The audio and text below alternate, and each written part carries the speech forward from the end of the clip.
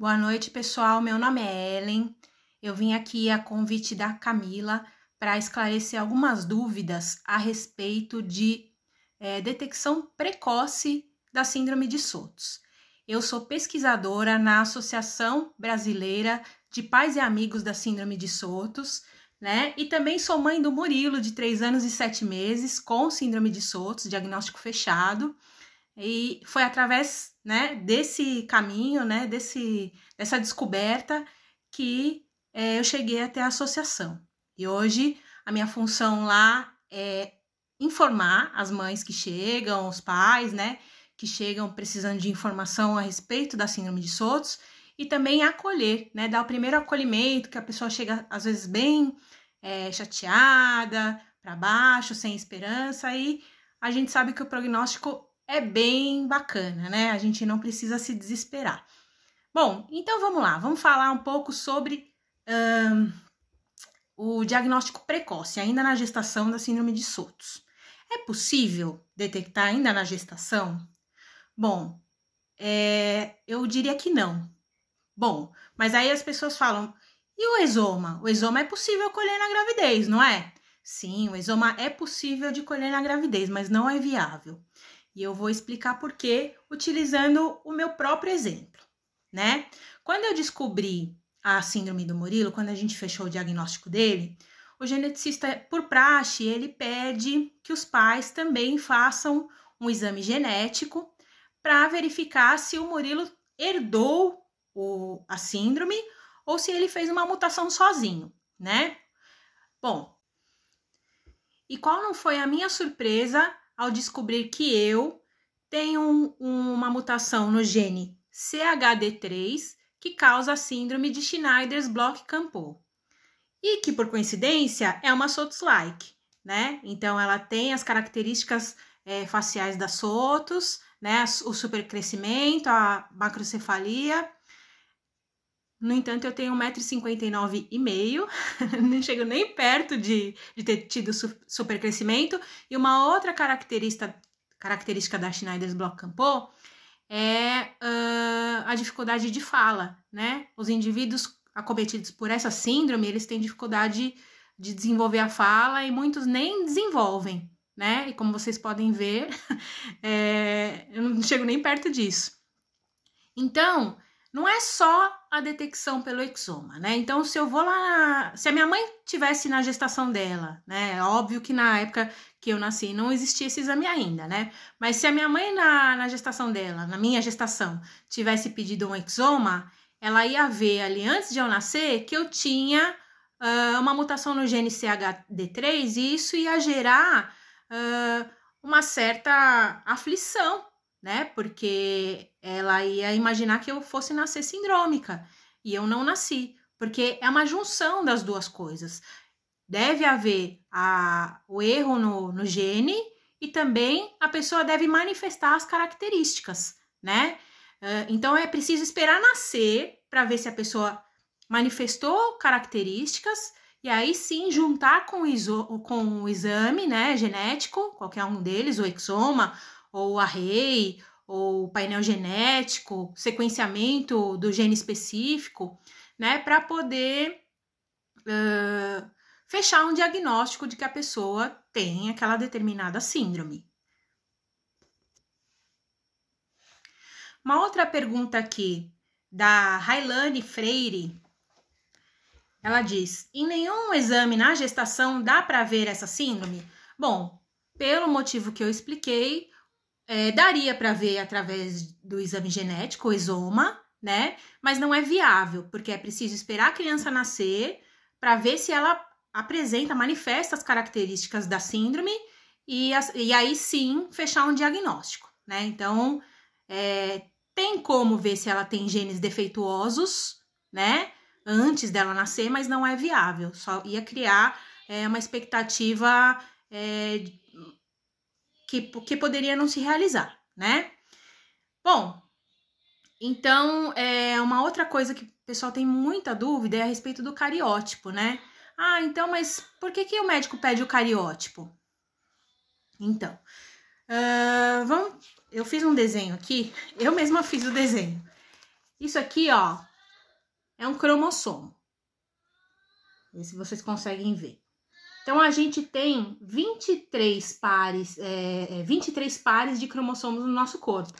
E esses 23 pares de cromossomos, né, 46 no total, eles determinam todas as nossas características. Aqui dentro, em vermelho, são as cadeias de DNA que formam os cromossomos por dentro, né? Isso bem grosso modo, tá, gente? Estou explicando de forma bem simplificada. E essas cadeias de DNA são formadas pelos genes, tá? Então, o exame cariótipo, ele vai conseguir ver o lado de fora do cromossomo, não dentro, tá?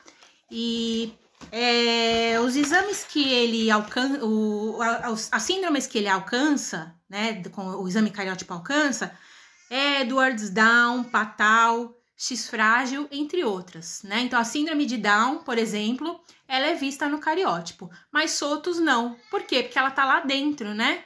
Na parte vermelhinha, nos genes. Aqui, ó, vou pegar de novo pra vocês verem.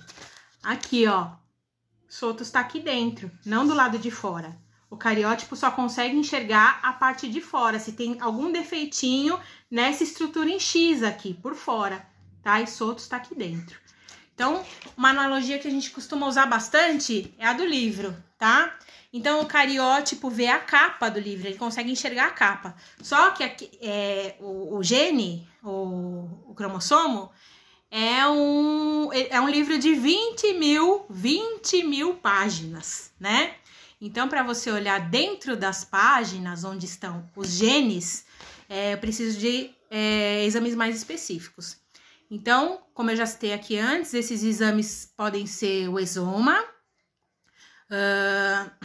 o sequenciamento de um gene específico, pode ser o FISH, array, o painel genético, né? O painel genético é assim, o geneticista, ele vai olhar as características da criança e vai determinar, por exemplo, nas síndromes de supercrescimento, onde Sotos está inserido, né?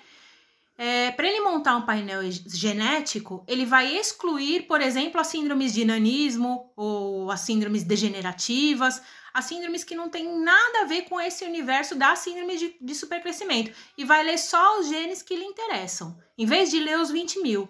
Isso é uma estratégia do médico também para baratear o custo do exame, né?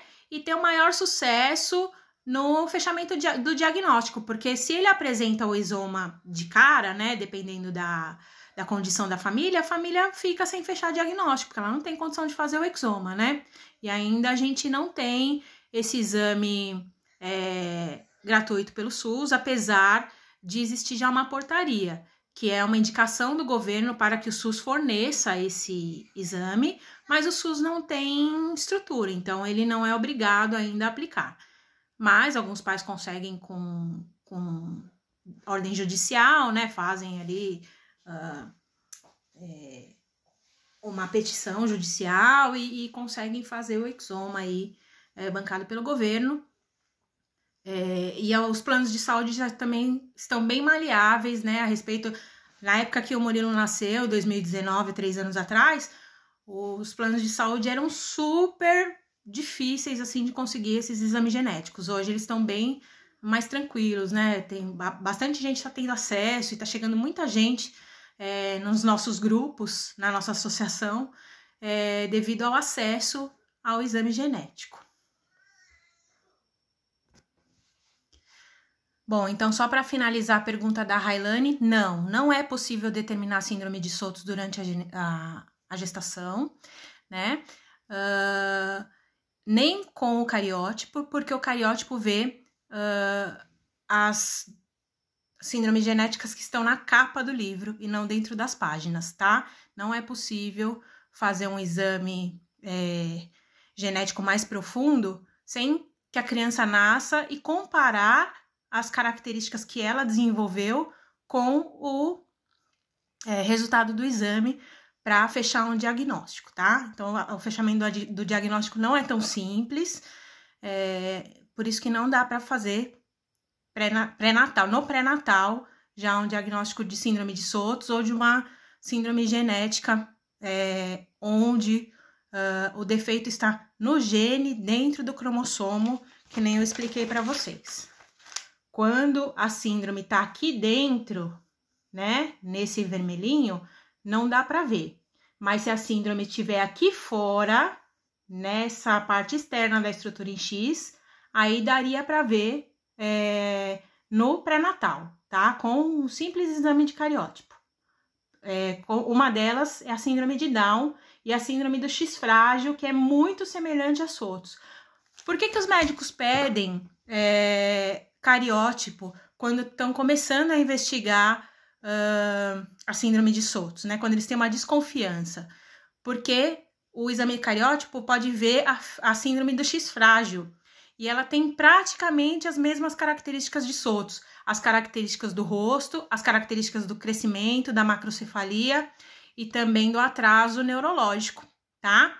Então, é por isso que eles pedem, eles querem descartar que não é X frágil, porque as características são muito semelhantes, tá? Quem quiser saber mais sobre SOTUS-like, é só ir no nosso canal do YouTube, SOTUS Raros, que tem bastante informação lá sobre as outras síndromes que parecem SOTUS, mas não são, tá? E depois, numa próxima ocasião, também posso voltar aqui para falar um pouco mais sobre elas para vocês, e os nomes, né, e como que é essa história de SOTUS-like, né? É muito importante fechar diagnóstico, porque existem diversas síndromes com as mesmíssimas características de SOTUS, mas não são.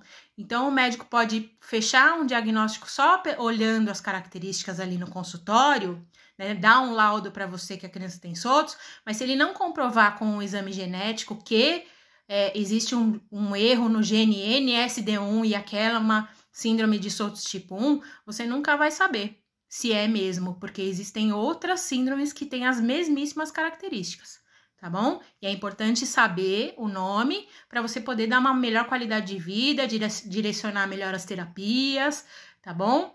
Então, fechar diagnóstico é muito importante. Vamos para a próxima pergunta. Bom, essa eu não vou citar o nome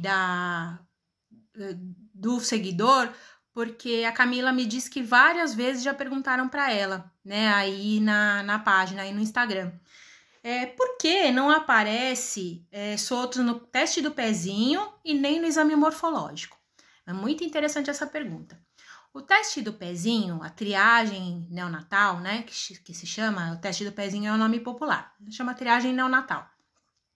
Ela é feita através de uma técnica, né? A coleta de sangue é feita através de uma técnica que se chama espectrometria de massa. E é uma técnica totalmente diferente dessas que vêm dentro do gene, né? Elas procuram as doenças do metabolismo, enfim, as doenças ali listadas do teste do pezinho, que são várias, diversas, principalmente do ampliado, né? De uma outra forma, elas olham outros lugares. Então, não olham ali dentro, onde eu expliquei para vocês, né, do cromossomo para encontrar a síndrome. Então, assim, nunca vai sair no teste do pezinho mesmo. É preciso fazer um exame mais aprofundado, tá? E, às vezes, assim que a criança nasceu, também não é possível observar todas as características de SOTUS. É preciso que ela fique ali um mês e meio, 2 meses ali para poder ver as características da hipotonia, do crescimento, do perímetro cefálico, e eles começarem a destoar bastante, né? Para o médico perceber, ter uma percepção de que tem alguma coisa diferente com a criança, e aí sim começar a investigação e o fechamento do diagnóstico, tá bom?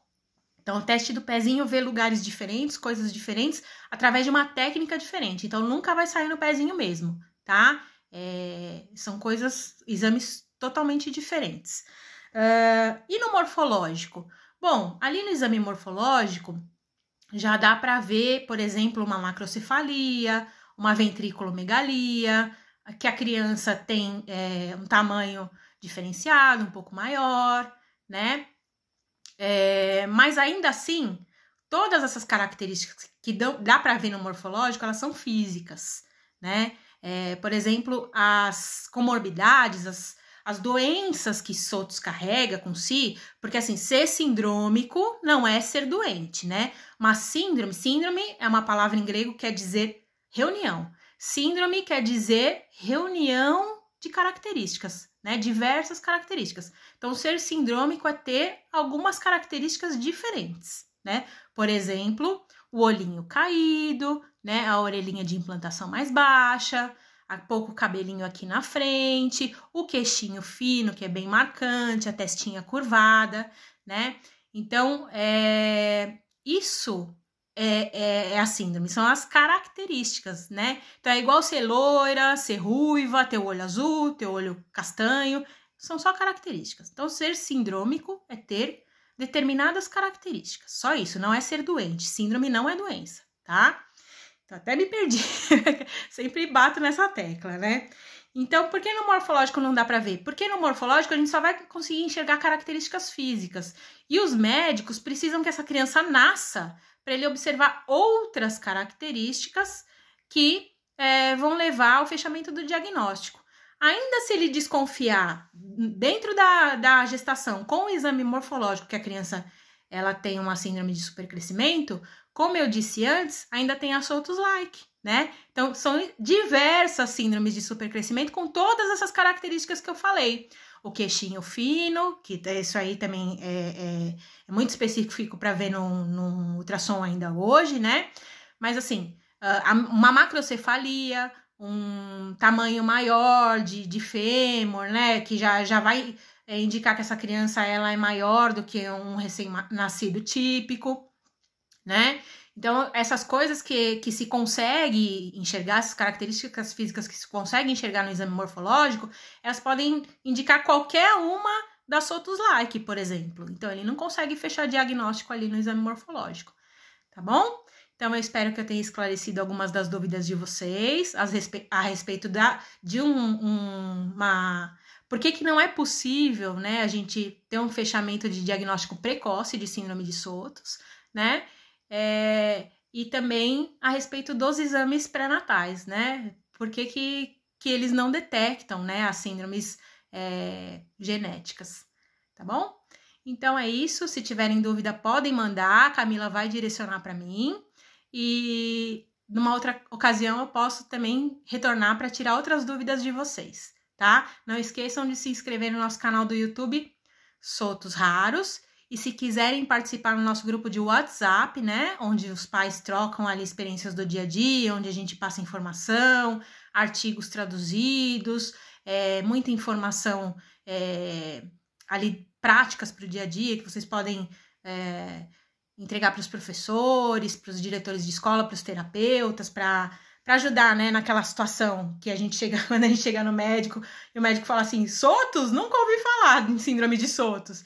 Então, a associação desenvolveu um informativo, né, um panfleto informativo, bem direto, que a gente pode entregar para os médicos identificarem rápido, né, ali de forma rápida e já direcionarem a consulta melhor, né, e a gente se sentir mais acolhida também. Então, se eles não sabem, a gente ensina, né, é assim que funciona.